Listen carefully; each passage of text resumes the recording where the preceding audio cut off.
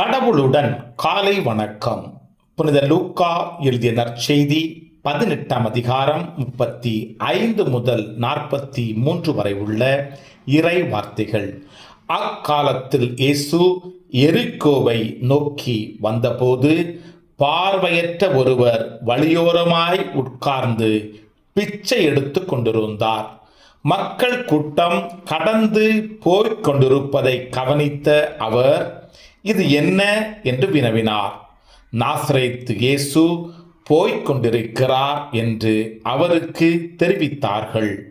உடனே அவர், இயேசுவே, தாவீதின் மகனே, எனக்கு இரங்கும் என்று கூக்குரலிட்டார்.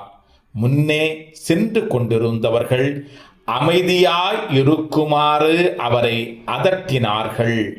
ஆனால் அவர், தாவீதின் மகனே, எனக்கு இரங்கும் என்று இன்னும் உரக்க கத்தினார்.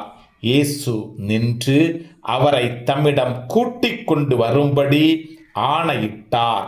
அவர் நெருங்கி வந்ததும், நான் உமக்கு என்ன செய்ய வேண்டும் என விரும்புகிறீர் என்று இயேசு கேட்டார். அதற்கு அவர், ஆண்டவரே, நான் மீண்டும் பார்வை பெற வேண்டும் என்றார். இயேசு அவரிடம், பார்வை பெறும், உமது நம்பிக்கை உம்மை நலமாக்கிற்று என்றார்.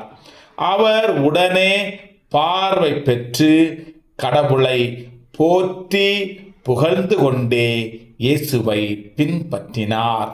இதை கண்ட மக்கள் யாவரும் கடவுளை புகழ்ந்தனர்.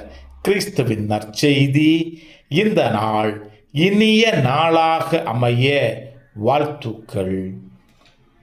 பல பல பல புதுமைகள், பெருமைகள், இனிமைகள் இறங்கிய நல்ல நாள், ஒரு நல்ல நாள், நம் தேவன் தந்த நாள். இது நல்ல நாள், ஒரு நல்ல நாள், நம் தேவன்